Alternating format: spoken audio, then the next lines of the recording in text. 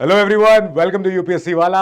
कुछ ही दिनों में, चंद हफ्तों में, दिसंबर के फर्स्ट वीक में मेंस का रिजल्ट आने वाला है, ऐसी खबर है। अब इसके बाद शुरू हो जाएगी इंटरव्यू की लड़ाई। इंटरव्यू की लड़ाई मतलब आप अपने आखिरी अटेम्प्ट, आखिरी लेवल पे आ गए हो, जो कि इस फोटो के आप बिल्कुल जस्ट करीब हो। आपकी लड़ाई कहां से शुरू होते होते, एग्जाम देते देते, भीड़ से हटते हुए आप पहुंच जाओगे चंद उन चुनिंदा लोगों के साथ जो जाएंगे लबासना। ऐसा नहीं है कि हमें प्रोसेस पता नहीं है क्या होता है, पता तो हमें सर है ही कि सारा 10 लाख बच्चे फॉर्म भरते हैं, 5-6 लाख बच्चे अटेम्प्ट देते हैं, उनके बाद 10-12 हज़ार 13 हज़ार बच्चे मेंस लिखते हैं, मेंस के बाद इंटरव्यू में आते हैं तो 2,500, 2,500 के बाद 700-800 बच्चे वो होते हैं जिनका सिलेक्शन होता है, जो फाइनल लिस्ट में आते हैं। और लिस्ट में वो आते हैं जो नंबर यूपीएससी ने नोटिफिकेशन के समय ही जारी कर दिया था।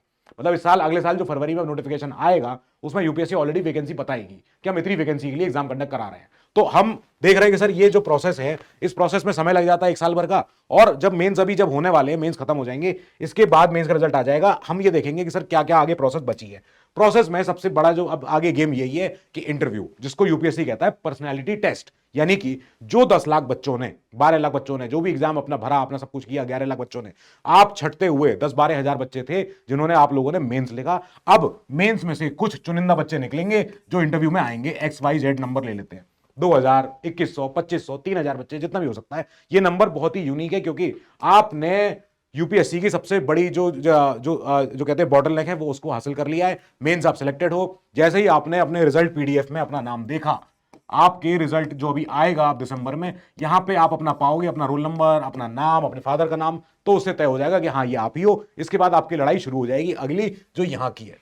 ये मैम मेरी सीनियर है, भट्टी मैम, इनका अभी मैंने फोटो लगाया आपको दिखाने के लिए, ऐसे ही थोड़ा आप मोटिवेट रहो इससे। और ये पैनल है आपके सामने। अब पैनल किसका होगा, कमीशन कौन मेंबर्स है, वो भी आगे देख लेंगे, अभी समझ में आ जाएगा। लेकिन पैनल आप ये तो समझ गए कि हाँ ठीक है, सीनियर लोग होते हैं, बड़े ब्यूरोक्रेट्स होते हैं, जिनका कि कम से कम 25 से 30 साल का करियर अपना समय ये उन्होंने दिया होता है सरकारी सेवा में। दैट मीन्स इनको आइडिया होता है कैसे कि बच्चे से हम कैसे सवाल पूछें, क्या बच्चे का उस समय माहौल होगा, बच्चे का उस समय दिमाग भी होता है थोड़ा सा हिला हुआ रहता है, वो भी बात अलग है।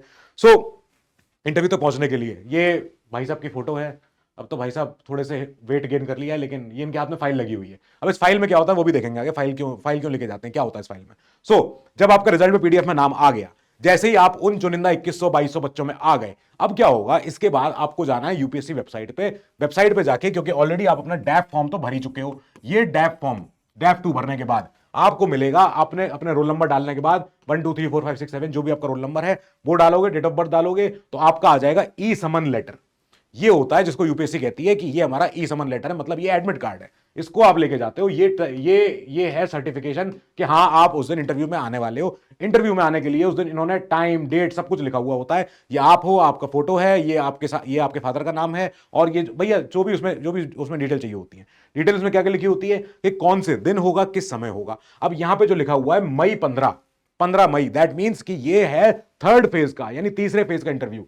जिन बच्चों का शुरू में हो गया फेज 1 में, दिसंबर जनवरी में होकर खत्म हो गया, वो तो खुश है, उन्हें तो मालूम है कि अब मेरा काम हो गया, अब मैं अपना आगे प्रीलिम्स की तैयारी कर लूं। लेकिन जिन बच्चों को मई फंस गया एग्जाम, यानी कि अब जून, बिल्कुल मई 25 को एग्जाम होगा अगला प्रीलिम्स का, और या 1 जून को हो जाता है, जब भी होता है, जो भी संडे आता है, वो भी एग्जाम हो जाता है। और फिर उसमें जस्ट उससे 1 हफ्ता 2 हफ्ता पहले रिजल्ट आ रखा होता है, और उस समय एकदम दिमाग जो है, टेंशन तो रहती है।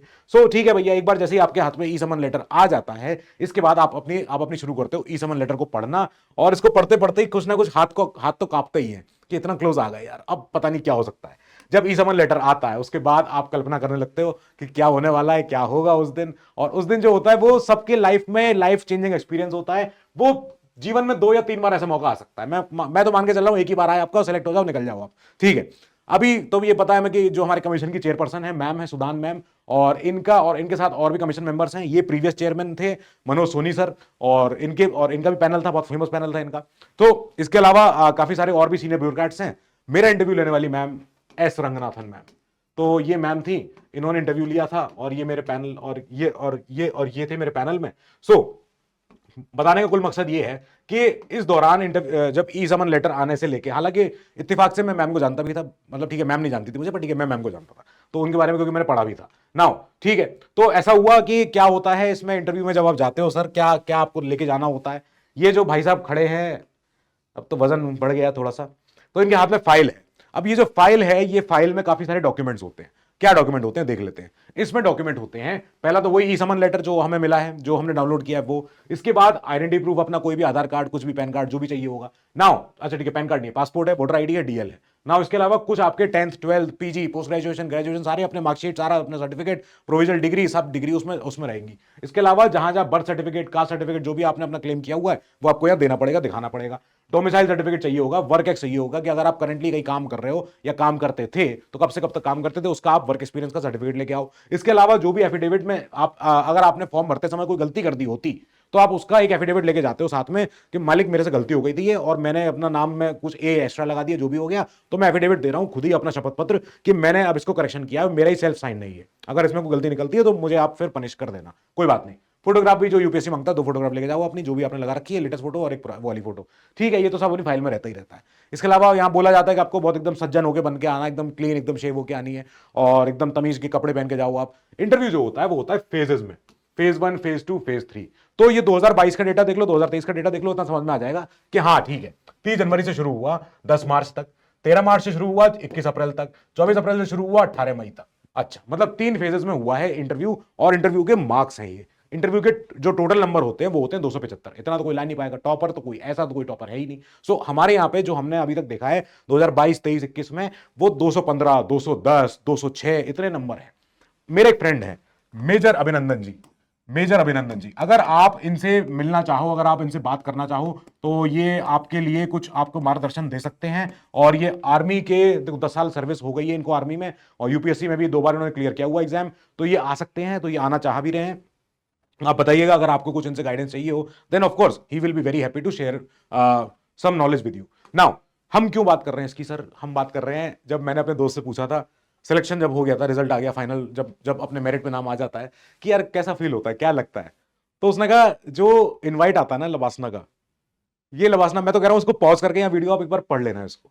और ये लवासना का इनवाइट ऐसा होता है जैसे विराट कोहली की कवर ड्राइव, स्मूथ, इससे कोई स्मूथ एक्सपीरियंस हो ही नहीं सकता है कि आप 26-27 साल के युवा, आपको डेप्यूटी डायरेक्टर लवासना के एक इनवाइट भेज रहे हैं कि आप लवासना आइए 99 फाउंडेशन कोर्स में। आपके जीवन का ये ऐसा मौका है कि आपने टफेस्ट एग्जामिनेशन क्रैक कर लिया है, पब्लिक सर्विस में आपका पूरा जीवन समर्पित होने जा रहा है और ये experience it's life changing, it's beyond measures. ये कह रहे थे कि इसके बाद कुछ और, मतलब you don't know what to say, it's just humbling experience, खत्म हो जाता है इसके बाद।